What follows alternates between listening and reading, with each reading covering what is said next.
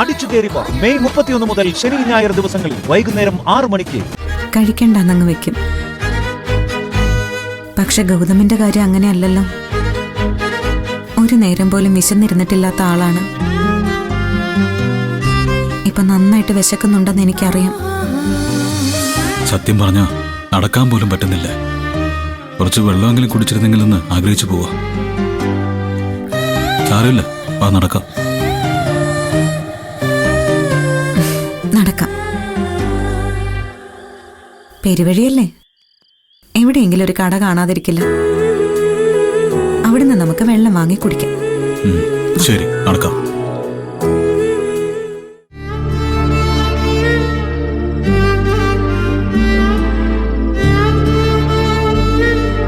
ആ ഗൗതം, ഇത് തട്ടുകടയാണെന്ന് തോന്നുന്നു. ആ, തട്ടുകടയാ. ആ, നമുക്ക് അവിടെ ചെന്ന് കുടിക്കാൻ കുറച്ച് വെള്ളം ചോദിക്കാം. അതെന്തായാലും തരാതിരിക്കില്ലല്ലോ. എന്നാലും കുടിക്കാൻ കുറച്ച് വെള്ളം തരുമെന്നൊക്കെ ചോദിക്കുന്നത് മോശമല്ലേ? ഓ പിന്നെ, കുടിക്കാൻ വെള്ളം ചോദിക്കുന്നതിൽ എന്ത് മോശം? ഗൗതം ഇങ്ങോട്ട് വന്നേ. അതല്ല, അവിടെ മിനറൽ വാട്ടർ ഉണ്ടെങ്കിൽ അയാള് അതെങ്ങനെ എടുത്തു തന്നാലോ? പൈസക്ക് എന്ത് ചെയ്യും? മിനറൽ വാട്ടർ തന്നാ കുറച്ച് ചൂടുവെള്ളം ചോദിച്ചെന്ന് പറയാം. എങ്ങനെയുണ്ട് എന്റെ ഐഡിയ? ആലോചിച്ച് നിൽക്കാതെ വാ ഇങ്ങോട്ട്.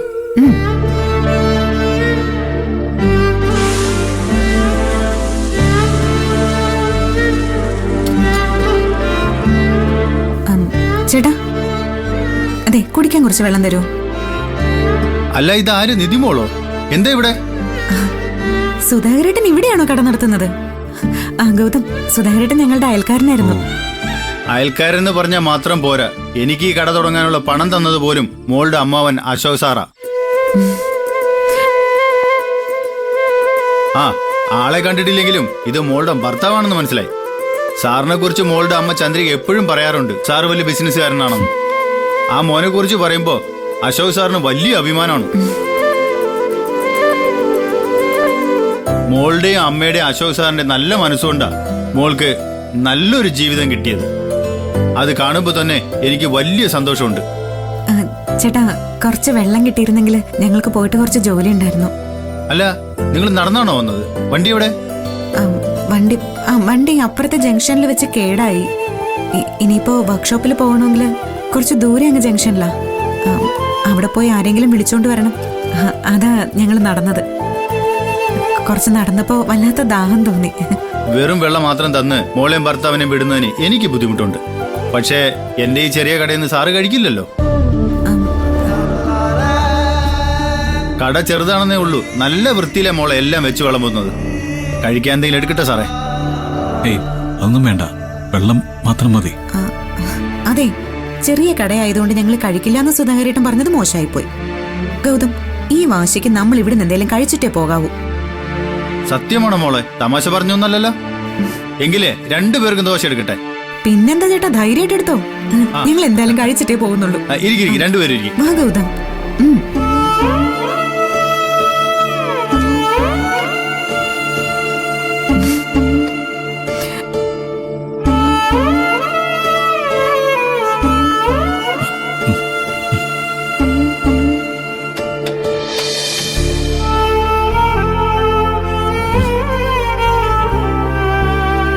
നോക്കിയിരിക്കാതെ കഴിക്കും മോളെ.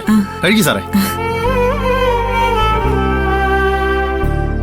കഴിക്കും ഗൗതം. കഴിക്കാം. എന്റെ പൈസക്ക് എന്ത് ചെയ്യും? പൈസയൊക്കെ പിന്നത്തെ കാര്യല്ലേ, അതിന് വഴിയുണ്ടാക്കാം. ഇപ്പൊ ഗൗതം കഴിക്കാം.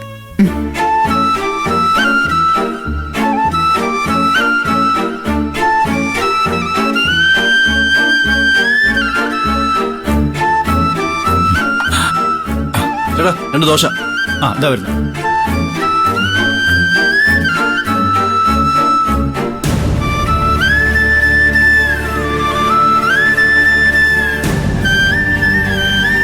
സാറേ, 2 ദോശ എടുക്കട്ടെ? വേണ്ട, മതി. ഓംലെറ്റ് ആണോ? വേണ്ട ചേട്ടാ, ഇത് തന്നെ ധാരാളം.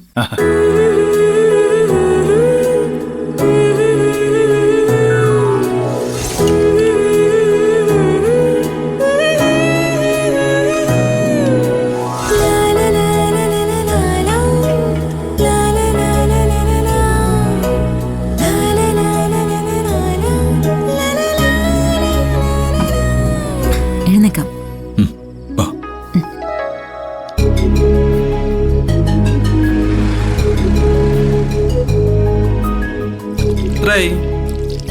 മൊത്തം 145. ഇനിയിപ്പോ എന്ത് ചെയ്യുന്ന നിധി? ഇനിയിപ്പോ ഒറ്റ വഴിയുള്ളൂ. അതെന്താന്ന് വെച്ചാൽ ഞാൻ ചെയ്തോളാം. ദാ. സുധാരേട്ടാ ഒന്നിങ്ങോട്ട് വരോ? എന്താ മോളെ, വെള്ളത്തിൽ പൊടി വല്ലതും കിടക്കുന്നുണ്ടോ? അതല്ല, ഞങ്ങളുടെ ഫോണും പേഴ്സും ഒക്കെ കാറിലായി പോയി. ഇതിന്റെ പൈസ പിന്നെ എത്തിച്ചാ മതിയോ? ഇത് നല്ല ചോദ്യമായിപ്പോയി. ഇതിപ്പോ നിങ്ങളുടെ കയ്യിൽ പണം ഉണ്ടെങ്കിൽ തന്നെ ഞാൻ വാങ്ങുമായിരുന്നോ? എന്നാലും ആദ്യമായിട്ട് ചേട്ടന്റെ കടയിൽ വന്നിട്ട്. ആദ്യമായിട്ട് വന്നോ? ഒന്നുമില്ല, ഭക്ഷണം കൊള്ളാമായിരുന്നു എന്ന് മാത്രം അറിഞ്ഞാൽ മതി. കുഴപ്പമൊന്നുമില്ല സാറേ. ഏയ് നന്നായിരുന്നു, നല്ല ടേസ്റ്റ് ആയിരുന്നു. സന്തോഷം. എന്നാ സാറും മോളും ചേർന്നാട്ടെ, വേറെ ഒരു ടെൻഷനും വേണ്ട കേട്ടോ. എങ്കിൽ പിന്നെ നിങ്ങൾ പോയിക്കോട്ടെ സുധാരേട്ടാ. ഇന്നാണ് ഈ കട തുടങ്ങിയതിന് ശേഷം എന്റെ ഏറ്റവും സന്തോഷം നിറഞ്ഞ ദിവസം. നിങ്ങൾ ധൈര്യമായിട്ട് ചെന്നാട്ടെ. വാ ഗൗതം. ശരി.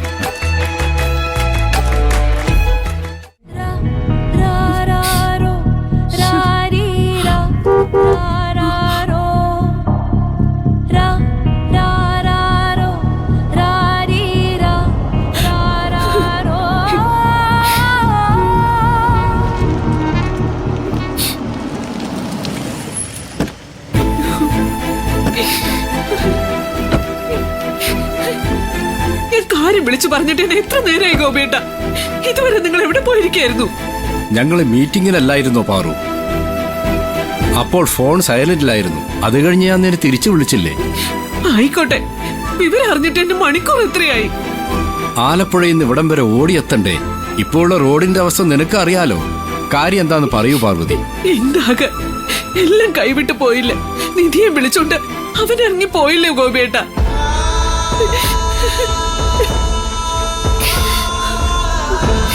എല്ലാവരും ചേർന്ന് എന്റെ കുഞ്ഞിനെ വേദനിപ്പിക്കാവുന്നതിന്റെ പരമാവധി വേദനിപ്പിച്ചു. അവൻ പിന്നെ എന്താ ചെയ്യണ്ടേ? എല്ലാം ഉപേക്ഷിച്ച് ഇറങ്ങിപ്പോയി. എങ്ങോട്ട് ഇതില്ലാതെ ഇറങ്ങിപ്പോയി. എന്താ അമ്മ ഉണ്ടായത്? അമ്മ ഫോണിൽ പറഞ്ഞൊന്നും ഞങ്ങൾക്ക് മനസ്സിലായിട്ടില്ല. എടാ, രാവിലെ ആ DCP മായ തെരേസ വന്നു.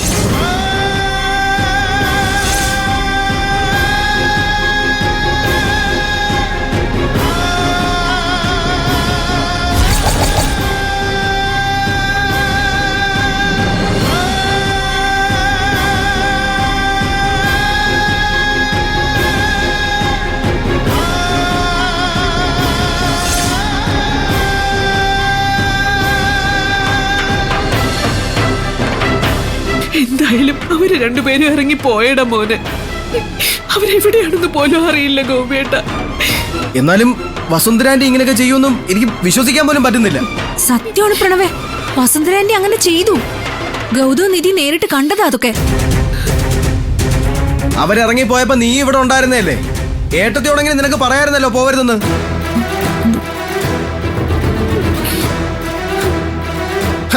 അതെങ്ങനെ? അവരെ രണ്ടുപേരെ എങ്ങനെ ഒഴിവാക്കി എടുക്കാന്ന് ആലോചിച്ച് നടക്കുന്നതല്ലേ നീ? നീ എങ്ങനെ പോണ്ടെന്ന് പറയുന്നേ അല്ലേ ശിവാനി? ഇതിന്റെ മുഴുവൻ കാരണക്കാരിയും ആ വസുവ. അവളെ ഇതൊക്കെ വരുത്തി വെച്ചത്. എന്നിട്ട് വസുന്ധരാന്റി എവിടെ? വേറെ എവിടെ പോവാൻ? പ്രശ്നം മുഴുവൻ ഉണ്ടാക്കിട്ട് അവിടെ സുഖമായിട്ട് മുറിയിലിരിപ്പുണ്ട്. അവരെനിക്കൊന്ന് കാണണം. ഇപ്പൊ ചോദിക്കാനോ പറയാനോ ഒന്നും പോണ്ട. എല്ലാം പിന്നെ മതി. ആദ്യം നിങ്ങൾ അവരെ പോയെന്ന് അന്വേഷിക്കും. പ്രണവേ നിക്ക്. പ്രണവേ ഒന്ന് നീ നിന്നേ. ഇപ്പൊ ചോദിക്കാനും പറയാനുള്ള സമയമല്ല. പ്രണവ്, എടാ നമുക്ക് എവിടെയെങ്കിലും പോയി അവരെ അന്വേഷിക്കാം. ആദ്യം നീ എന്റെ കൂടെ ഒന്ന് വാ.